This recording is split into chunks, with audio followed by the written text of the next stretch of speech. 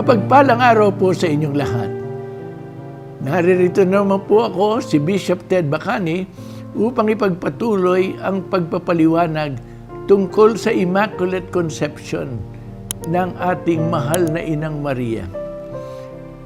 Yung pong pinakamahirap na maintindihan yung preventive o preservative redemption.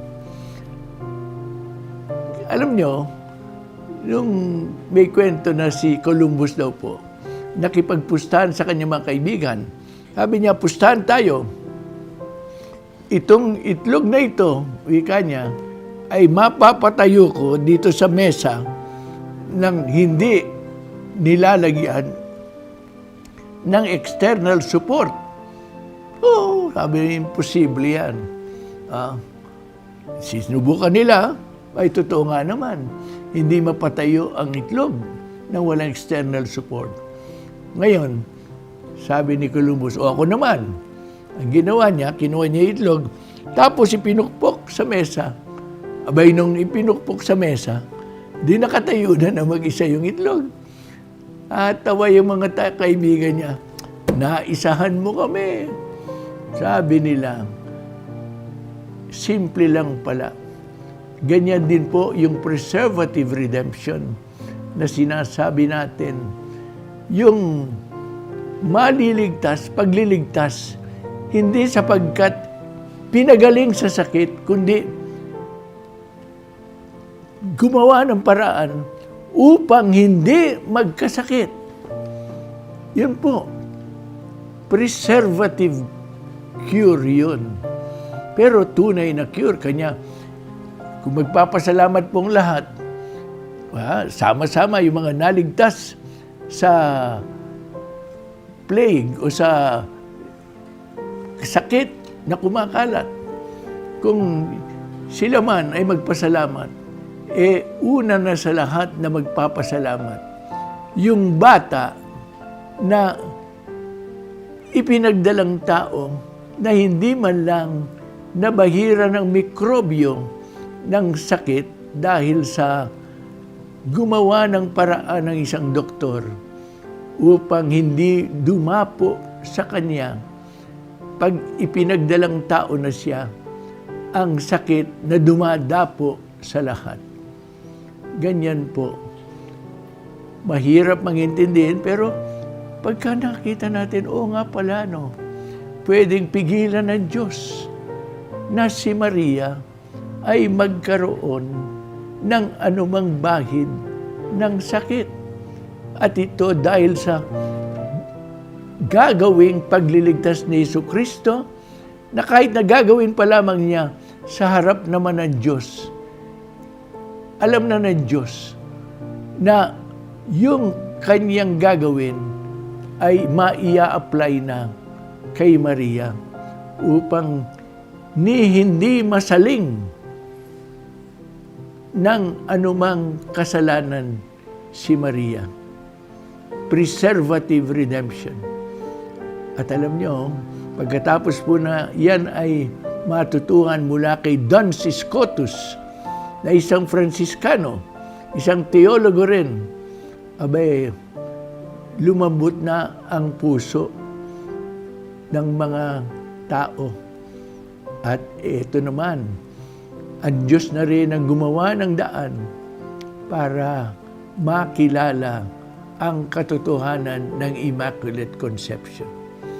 Ito po, noong 1830, doon sa Rue du Bac sa France, ay may pinagpakitaan ng mahal na Birhen na isang madre na ngayon ay kilala na natin na si Saint Catherine Labouré.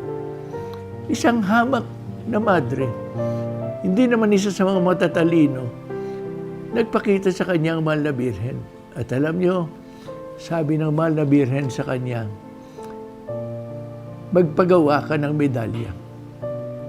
Panahon nito nung salot, noon, katulad ng COVID-19 na ating naranasan kamakailan pa lamang, magpagawa ka ng medalya. Sabi niya, at doon sa medalyang iyon, tinuro niya kung ano ang dapat na ilimbag. Nakalagay doon ang larawan ng Mahal na Birhen na mayroong mga rays na ilaw ng ilaw na gagaling sa kanyang mga kamay sa gisag ng biyaya ng Diyos. May rays na ganon.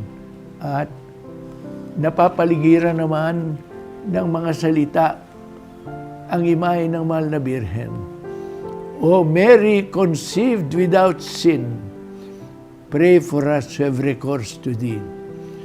Sabi ng mga nakasulat na ipinakita kay Saint Catherine Labouré. At meron po naman na krus doon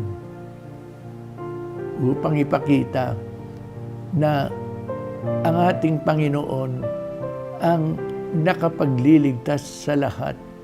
At sabi ng Mahal na Birhen, pasuot mo yan at maraming mga milagro na mangyayari. At ganun nga po ang nangyari. Dumami milagro, maraming mga gumaling. Noong panahon na yun, doon sa salot na kumakalat, kaya nga po naging popular ang medal ng Our Lady of the Miraculous Medal. Ngayon po, marami rin nagsusuot noon hanggang ngayon. At makikita ninyo sa mga simbahan na katulad ng sa may Adamson University, yung National Shrine po ng Our Lady of the Miraculous Medal doon. Doon po sa malapit ay makakakuha rin kayo, makakabili ng mga medalya na ganon. Pero 1830 pa lamang. Ngayon, noong 1854, si Pope Pius IX nakumbinsi na ito ay katotohanan din na nasa sa Biblia.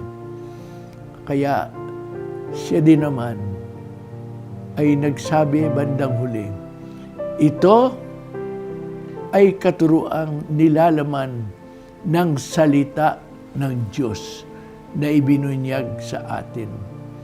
Ito rin po ay dogma. Sabi doon sa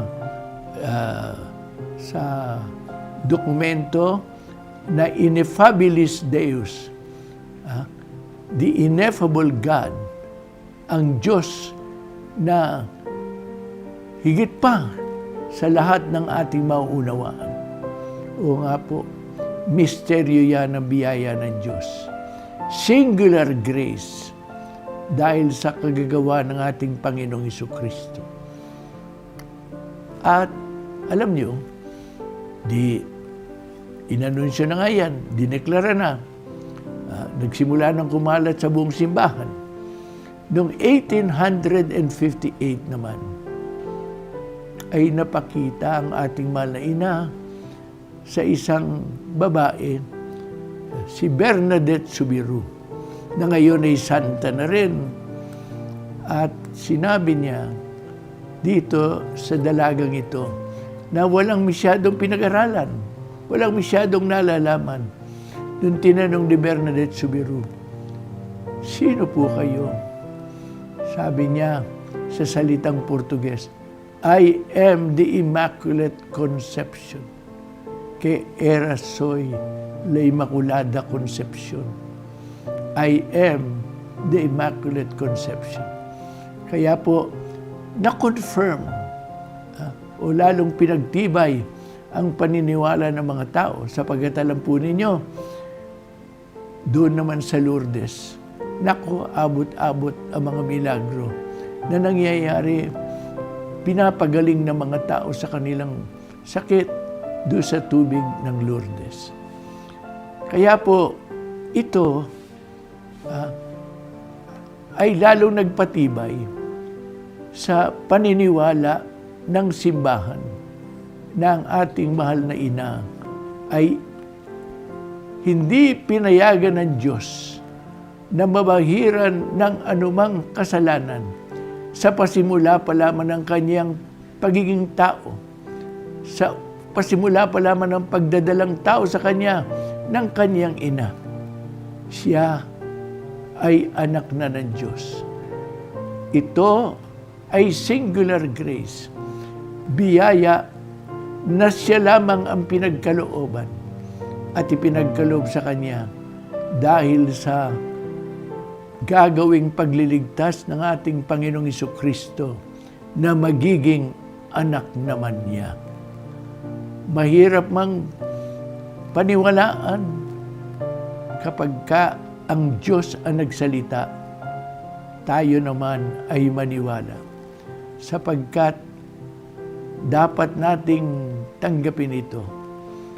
Ang mga pamamaraan ng Diyos ay mahiwaga at hindi kayang abutin ng isip ng tao. Ngunit pag ibinunyag niya, makikita naman natin na ito nga pala ay reasonable. Oo, bagay na si Maria ay hindi payagan na magkaroon man lang ng bayad ng kasalanang mana sapagkat siya ay magiging ina ng kabanal-banalang Diyos. Maraming salamat po sa inyong pakikinig at sa susunod po, abangan naman natin ang pagpapaliwanag tungkol sa assumption o pag-aakyat sa langit sa ating mahal na ina. Abangan.